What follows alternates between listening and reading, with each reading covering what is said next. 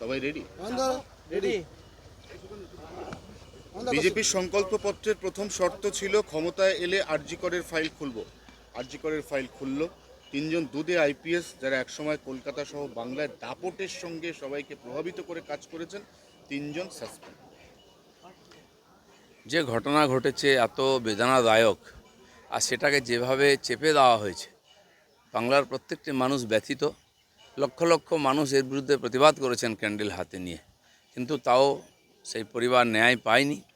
মানুষ দুঃখী ছিলেন, মানুষ চাইছিলেন সত্য সামনে আসুক, দোষীরা সাজা পাক। তারই প্রক্রিয়া শুরু হয়েছে। তার সঙ্গে যারা যারা যুক্ত হন তাকে তো দায়িত্ব নিতেই হবে।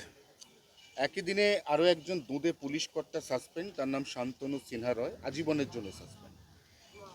এসব লোকগুলোকে খুব চেনে। একজন ওসি আইসি থানার এত পপুলার হয়ে গেছে, নিজের ডিপার্টমেন্ট তো বটেই, বাংলায়ও সারা দেশের লোক নাম শুনে গেছে। কী এমন রহস্য আছে? প্রত্যেকটি মানুষ এদের কীর্তি জানে যে না, এরা যদি ডিপার্টমেন্টে থাকেন সেই রোগ আবার সব জায়গায় ছড়িয়ে পড়বে। তদন্ত হবে আইনিগত দিক দিয়ে, যা ব্যবস্থা সেটা কোর্ট নেবে। একটা বেআইনি বাড়ি ভাঙা হচ্ছিল কলকাতায়। বেআইনি বাড়িটায় আগুন লেগেছিল, বাড়িটা ইললিগাল, তার কোনো পারমিশন নেই। সেই বাড়িটা যখন ভাঙার কাজ শুরু হচ্ছে তখনই হঠাৎ করে কোর্ট থেকে স্টে অর্ডার আনা হলো। শতরূপ ঘোষ সেখানে গিয়ে বীর দর্পে ঘোষণা করলেন, আমি বাংলায় বুলডোজার আটকে দিলাম। এটা কি ধরনের অ্যাটিটিউড? না, এনারা সব এরা এসআইআর আটকানোর চেষ্টা করেছেন, অনেক কিছু আটকাবার চেষ্টা করেছেন। এদের কালচারটাই চাই। 50 বছরে এরা আটকেছেন বাংলাকে, সামনে নিয়ে যেতে পারেননি। ওনারা মনে করছেন যে কোর্টে গিয়ে করে দিয়ে 2-4টা ভোট পাবেন, সেদিন চলে গেছে। মানুষ আর পেছনে তাকাবে না, কিন্তু এর জন্য ফল ভোগ করতে হবে। তৃণমূলের fact finding team post pole violence যেখানে যেখানে হয়েছে, আজ 3 ভাগে ভাগ হয়ে তৃণমূল কংগ্রেসের নেতা নেত্রীরা তারা বিভিন্ন জায়গায় যাবে। এই ফ্যাক্ট ফাইন্ডিং টিম যদি 21 সালের ইলেকশনের পরে শুরু হতো, তাহলে ওদের এত বদনাম হতো না, এত মানুষকে ঘর ছাড়া হতে হতো না, কোটি কোটি টাকা সম্পত্তি বা প্রাণহানি হতো না। তার প্রায়শ্চিত্ত করতে হয়েছে আজকে। তাদের নেতা বিধানসভায় দাঁড়িয়ে বলছেন শত শত লোক ঘর ছাড়া। আমরা জানি না কে ঘর ছাড়া, কটা পুলিশের রিপোর্ট হয়েছে। 21 সালের পরে আমরা 12,500 কেস করেছিলাম, সিবিআই ইনকোয়ারিও চলছে। তো ওনারা কটা কেস করেছেন আমি জানি না। তো তখনও মিথ্যা বলেছেন, এখনও মিথ্যা বলছেন। আমাদের মাননীয় মুখ্যমন্ত্রী বলছেন যে কজন লোক ঘর ছাড়া হয়েছে তার লিস্ট নিয়ে আসুন আমার কাছে, আমরা সসম্মানে ফিরিয়ে দেবো। কিন্তু 21 সালের পরের যে হিংসার কেস যেন তার নামে না থাকে, তাহলে তাকে জেলে যেতে হবে। বেশিরভাগ তো দাগি আসামি, ক্রিমিনাল। আর আসবে কোন মুখে? আর কেউ বাঁচবে না, কেউ জেলের বাইরে থাকবে না। স্বপ্না বর্মনের বাড়ি নাকি কালকে রাত্রিবেলায় জ্বালিয়ে দেওয়া হয়েছে, তিনি ভিডিও পোস্ট করেছেন, কিন্তু বাড়ি জ্বলে যাওয়ার কোনো ভিডিও তার পোস্টে দেখা যায়নি। গলত, মানে অসৎ সঙ্গে এই অবস্থা হয়।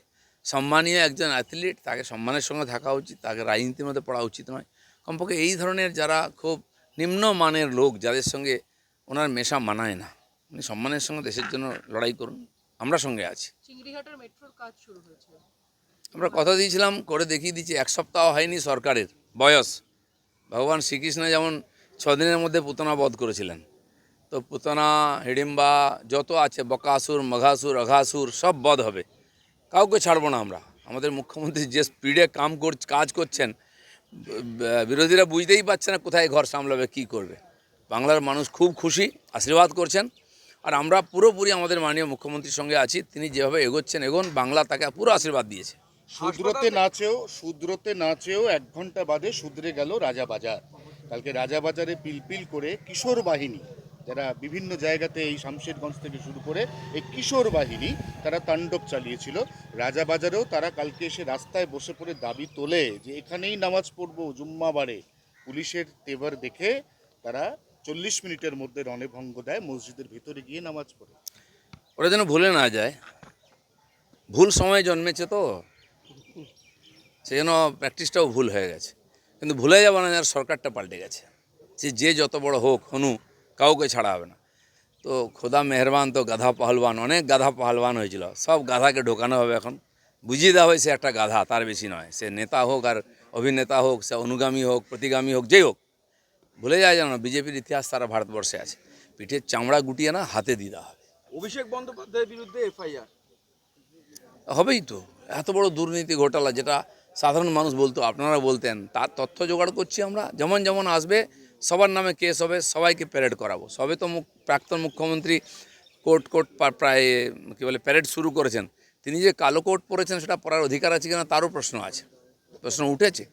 সেই জন্য বাকি জীবনটা কোর্টে আপনাদের প্যারেড করেই কাটাতে হবে, কারণ পাপের প্রায়শ্চিত্ত করতেই হবে।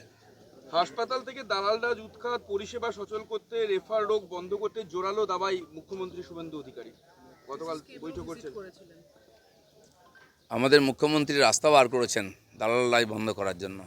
প্রত্যেকটি ওখানে যারা এমপ্লয়ি আছেন, রোগী আছেন, রোগীর আত্মীয় যারা আসেন চিকিৎসা, প্রত্যেকের হাতে আলাদা আলাদা রঙের ব্যান্ড দেওয়া হবে, বোঝা যাবে কে কী। এবং যারা দালালিগত প্রত্যেকের ব্যান্ড বাজানো হবে, এটা মুখ্যমন্ত্রী ঘোষণা করেছেন। তো সেই জন্য দালাল্লাই নিজের থেকে বন্ধ হবে, এবং বহু কিছু দেখতেন যেগুলো আপনার ফেস করতেন সেগুলো নিজের থেকে বন্ধ হয়ে যাবে। শরীর যদি খাওয়া দাওয়া ঠিক করে, ব্যায়াম করে, বিশ্রাম করে, অনেক রোগ চলে যায়। এখন সেটা শুরু হয়েছে পশ্চিমবঙ্গের ক্ষেত্রে, ভালোই ব্যায়াম হচ্ছে। তো এই সময় রোগ ব্যাধি সব ধীরে ধীরে সরে যাবে। প্রেসিডেন্সি জেলের ভেতরে সার্জিক্যাল স্ট্রাইক, শাহজাহান সহ সব মিলিয়ে 23টা মোবাইল ফোন বাজেয়াপ্ত। সবে শুরু হয়েছে, যেখানে যেখানে ঘুণ ধরেছে সেখানে সেখানে আমরা ওষুধ স্প্রে করব। অনেক ঘটনা আপনাদের দেখতে হবে এখন। চলুন।